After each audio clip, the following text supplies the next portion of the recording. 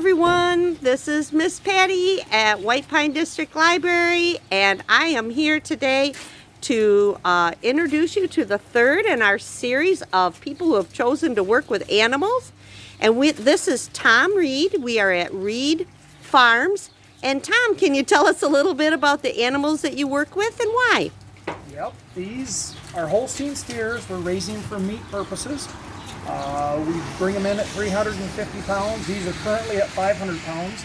They'll be finished out at about 1,550 to 1,600 pounds. And that'll take us about 14 months to get to that level.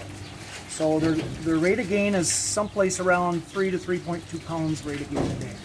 So they're pretty efficient. Not as efficient as some of the native cattle, but these are readily available in Michigan, and that's why we do Holsteins, because there's a lot of Holstein cattle around. So we are bringing in the male animals and using them for beef. Okay, so now Tom, here's one of the things I wanted to ask you about, because I know that when I look at these, sometimes I say, oh, what cute little cows. These are not cows, are they? Not really. These are steers, beef steers. Okay. So they're bovine, but they're not cows, they're not milk cows, they are beef producers. Okay. So they like are a dairy breed, but they are for meat production. Okay, so like mama pigs are called sows, Right. mama bovine are called cows. But is it okay for us to say, hey, there are some cows, even if they're not really? People say it all the time. That's what I thought. And Tom, I see one of the main things that you do, that you talked about, you said these are feeder cows. So one of the things that you have to do is you have to make sure these guys are well fed and taken care of. And I don't know if everybody can see, but these guys, I'm out in the rain, but these guys are in a nice little house, aren't they? So we bring these calves in at 350 pounds. Every group of calves we have, or cattle that we have, there's 4 groups. They all have a different feed type. We start them off on a high protein, low energy to build carcass. And that builds the bones, and so they have strong legs to be able to handle a lot of weight at the end. So as we go through these groups, we'll look at different sizes. They'll have a different batch of feed, which is specially formulated for their size. So as we go through these groups, you'll find that we have some friendly ones.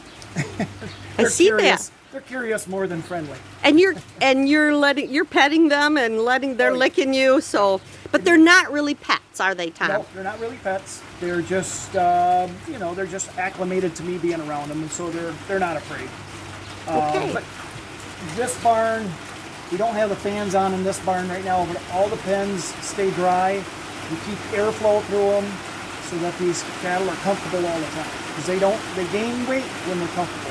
So better than some of us. We want them fat and happy. All right, fat and happy. Yep. We're going to follow Tom to the next place, the next size animal, correct? And while we do, Tom, I'm going to follow you. And while we do, we'll take a good look at these little cuties. And then we'll go over and look at some more. And you'll get to see some of the farm while we're walking. We bring in 90 head at a time. So this barn has 90 calves in it currently. Okay. And they're here for 3 months. We call this our quarantine barn. Quarantine barn is meant to keep everybody separate from the rest of the herd till we make sure they're disease-free. And Tom, I see a lot of buildings here that are not being used for holding animals. Why do you have so many buildings? This is our seed shed, so we store our seed. Some of our equipment is in there. The building way out is our repair shop. That's for repairing any of the equipment that we use on the farm. We have 2 or 3 buildings out back that are equipment storage buildings they can look at later. Okay. But we'll go through the cattle lots right now. When we get over here out of the rain, it'll be hopefully not as loud. Okay. So again, boys and girls, you can see it's raining out here, but these guys are in another little building here with a nice roof over top, comfy straw, I think, underneath them, and probably eating something different than the other ones. I hope this is not too loud here, but the fans are running on these barns. You can see the straw moving on the floor, so they're getting a curtain of air across them all the time. It's like air conditioning in there, you guys. It's like air conditioning. These are bigger, Tom. These start off about 700 pounds and they'll go to about 900 in this group. So as you can see, they have a different batch of feed that's formulated especially for this size. So these, once the cattle leave the quarantine barn, they're not really vaccinated or anything after that. So there's no medication in any of these animals after they leave our quarantine barn. We do vaccinations for vaccines for pneumonia and respiratory diseases. But that's all they that really keeps get. them quite pure, doesn't Yes. it, Tom? Yeah. All right. Just keeps them healthy all the way through the system. They seem to like Tom. As soon as we walked over, they all came. Is that because you're the feed master? Well, it could be, but probably they're just curious. They're curious. And what do these guys eat? So these have a more equal protein to energy level, and now we're starting to put some weight on them from here on. Definitely. You said 900 pounds? Yeah, the heavier ones in here will be close to 900 pounds. When they graduated out of this barn, they'll be at 900. This one here is probably 8 right now, 850. Okay. I'll And show you so that one, guys. We're starting to add some weight to them, and then as they go through the next two groups, we add a lot more weight to them, lower the protein, because we don't need the carcass built anymore. Okay, we're going to follow Tom to the next So spot. this barn is our fluctuating barn. We have 400 head on the farm at any one time. This barn is the one that goes up and down in numbers a lot. This barn will hold 100 to 160 head, and I think there's 108 in here right now. But they So- don't look uncomfortably crowded. They all came over here because they wanted to, but they were laying down all over the place in there. That goes back to being fat and happy. Fat and happy, guys. Fat and happy. Yep.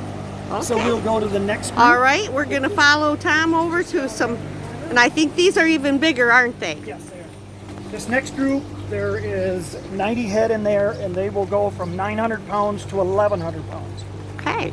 So and they have a little bit different ration. They're more of a finished ration. You can see down the bunk. That We they- can see their food. Yeah, that's enough feed for a day, and in the morning they'll have most of that feed up. Wow. These guys, I don't know if they'll come up here or not. Well, they're more independent now, aren't they? Yes. But they're big. They're all over there on the other side, probably under a roof over there, aren't Yes, they, they are. Tom? They're standing underneath the roof. Okay. They're smarter than we are, apparently. Right now. Yes, that might be true.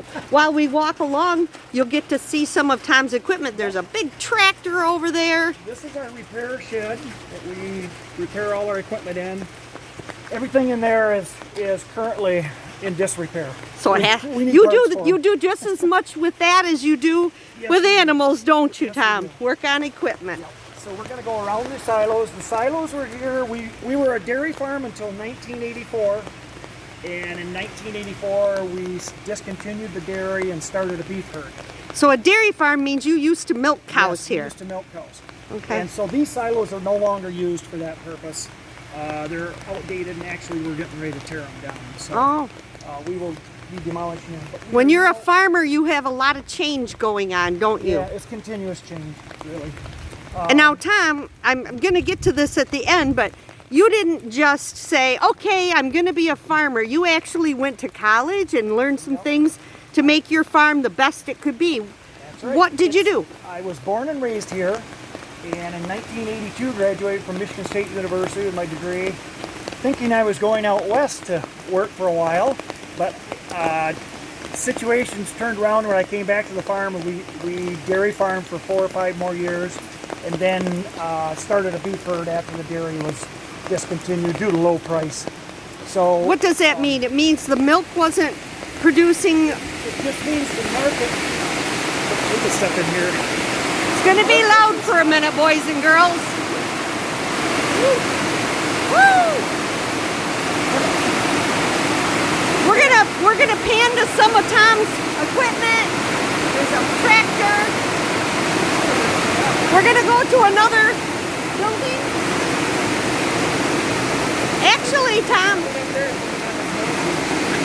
Actually, Tom, I can hear you if I don't go underneath the roof. Let's go this way then. We'll go to Okay. the finished group. All right.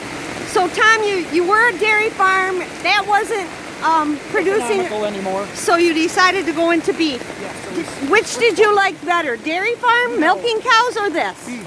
Beef.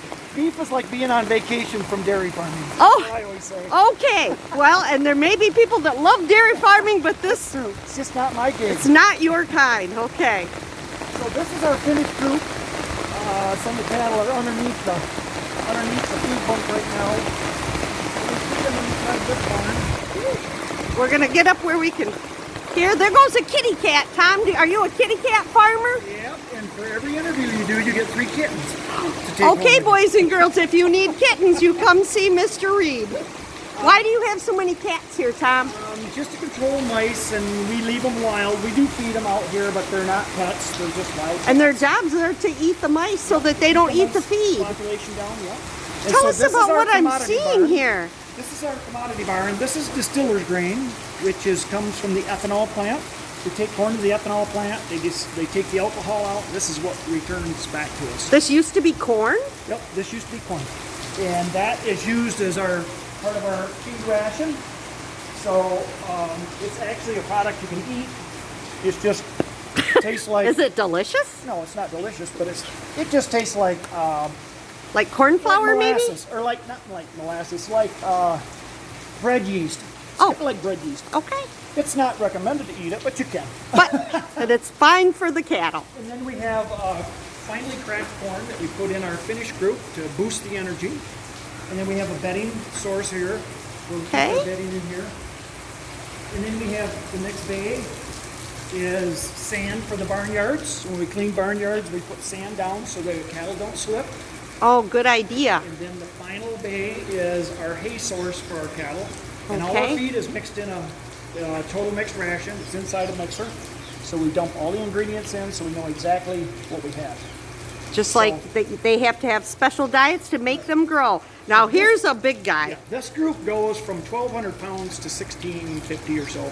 1,600 pounds, 1,600 pounds, everybody. It's best to market them around 1,500 to 1,550, but some of these are getting a little big, so Wednesday some of these are graduating. Okay, so Tom, here's the thing. We've talked to people who were pet groomers that were taking care of pets. We talked to a horse trainer whose job was to make horses do what they were told and train them. Your job is to help us in a really important way. If it wasn't for you farmers, we would not be able to eat the things that we like to eat, such as a good juicy cheeseburger. Sorry, guys. Sorry, guys. But Yeah, that's nature. These are all animals for the meat system, the meat industry. Okay. And so a lot of our beef will end up on the East Coast, some of the finer restaurants out there.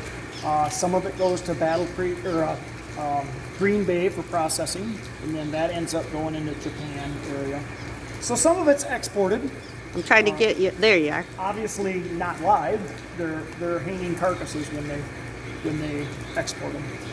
And our So- picture's kind of going in and out, Tom. I'm not sure why. No, you're okay. I think it's because it doesn't know if it's light or dark here. Let me ask you a couple real quick questions Yep. here. What is the very best, most fun thing about being a farmer? There's got to be something. For me, it's messing around with their feed rations and watching how we can change the shape of an animal. So it's almost like you like the science. Oh yeah, I like the science part of it. Okay. Yeah, I like the soil science out in the field, but I also like the feed science dealing with the animals. And I'm sure there's a million answers to this next question, but what is the most challenging part of being a farmer? Probably the marketing for me, What does that mean? because these animals, they're on the farm for 14 months. When they're finished, they have to go to the market. And we like to do futures contracts on cattle so we can lock in a price and know what we're going to make on it. So that's one of the challenging things. You never know what the market's going to be in the future. Okay. So we're using Chicago Board of Trade as a basis for looking at the futures market and kind of getting an idea of what to expect in the future. So you- some of these cattle are forward contracted. That means that one of the biggest challenges then, if I'm understanding right, is just knowing whether or not you're going to get the price that you think you're going to get. And sometimes I sell cattle on the futures that I don't even have on the farm yet. So if the futures are very good, I will sell a semi-load of cattle and then find. And then hope you have them. Well, I'll have them. You'll have It's them. just a matter of not having them in your hands when you sell it. So. What else could we see, Tom? What other things are important for us to see that makes this farm work? Well, we can go this way and I'll Okay. tell you. And then I do have a question for you. If someone sees that being outside and working with animals and science is their cup of tea, what would be your advice to becoming a farmer like you are? Well, my advice is actually go to a farm and see if they need help, and they could hire you as an employee. And see if it's you Yeah, you like and that it. would really give you hands-on experience, because this isn't made for everybody. Right, right. But there's also a lot of businesses that are related to production agriculture, like veterinarians, and so there's a lot of other fields you can go into that are still ag related, like repairing equipment or doing soil science, so that we can produce the best crop we can to feed these animals. If they Or got do- to the farm and realized that actual being on the farm wasn't it, Right. they could look into There's other several things. other fields they can get into. Okay, So maybe we'll just not walk too far. we can. There's grain storage that we have for any of our grain that's not used for the cattle. We have liquid fertilizer storage capability here, so that we have everything on hand when we're planting. If you walk around the corner, And that's one other question I wanted to ask you, Tom. Working with the animals is important, but you're not just that kind of a farmer. You also create their food by farming the fields and making the food that way. I actually can see a field over there. It looks like corn. yep, this is corn all back behind you. Okay, and so you have a lot of that to do with your Yes. time. We have not only the 380 to 400 head of cattle, we also have about 1,800 acres of farm ground that we're currently farming, and about quarter to a third of that goes into the animals for feed. The rest of it all goes into grain bins and sold on the market. So basically, 40% of my income comes in from the cattle, 40% from grains, and another 20% from doing custom trucking or combining, some custom work for other farms. Okay, if I pan around, we can see some of the equipment. I see semi-trucks. Is that what you meant by hauling for other farmers Yes, then? we haul for other farmers. And Okay. We also do some custom combining for other farmers. Okay. So there's a lot of sidelines we do. We're a jack of all trade and a master of none. Always say. So Oh, we don't believe that, or you wouldn't be a successful farmer. we really don't mind this rain. We really need this rain. I was going to say, we're not going to complain about it because we've had a lot of dry weather, and this is really good for your corn, isn't Yes, it? it is. It's What other crops do you farm? corn, soybeans, wheat, and then cover crops, which varies from clover to radishes to oats and peas. Anything we can put on the soil to make it grow. And Now, the corn and what else do you use for the feeding of the animal? well, this is cover crop that's rolled up in tubes here. That's oats Okay, and can you peas. see that? That's our hay source. That is ear leach, which is the ear of the corn all ground up. And then the distillers and the dry corn that we have inside. And then a mineral. That's all that goes in this. You don't waste any of that corn, No, do you? Nope, everything's used. Okay. So what we don't use for the cattle goes into the green bins, is dried and shipped out later. Okay, So- we're going to follow Tom to wherever he's going to take us on this beautiful rainy Saturday. So guys, if it's all shaky, that's because Miss Patty is trying to hold the camera and swim across the river.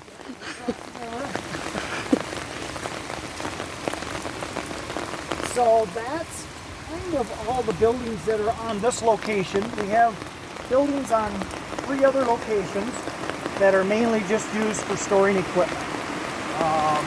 There's a lot of equipment that's used in the cropland, not necessarily associated with the beef animals, but you still need it to produce the crop. Because you don't just farm here, you also have to go other places. Yes.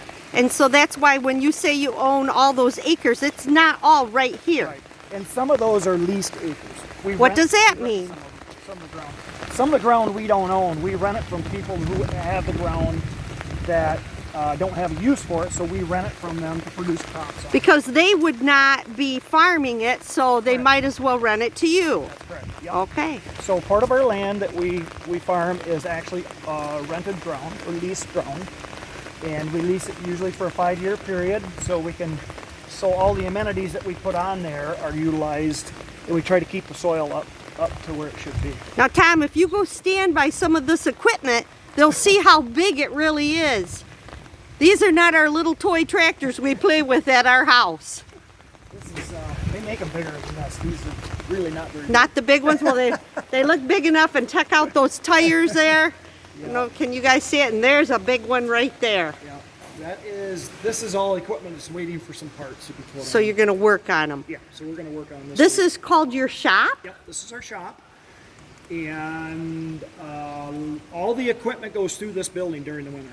Okay.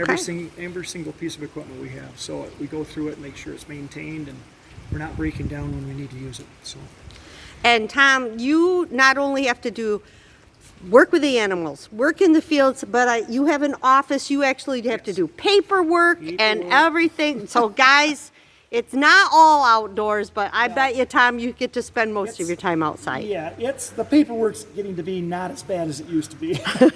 Computers. Computers, even for farming, guys. So you could still work with a farm, even if you That's wanted right. to work with And it's computers. getting more and more computerized. That tractor has auto steer. That piece of equipment has auto steer. So you get out in the field, it'll steer itself. What? So there's a lot of technology that's coming up that's way beyond my head. But we seem to manage with it.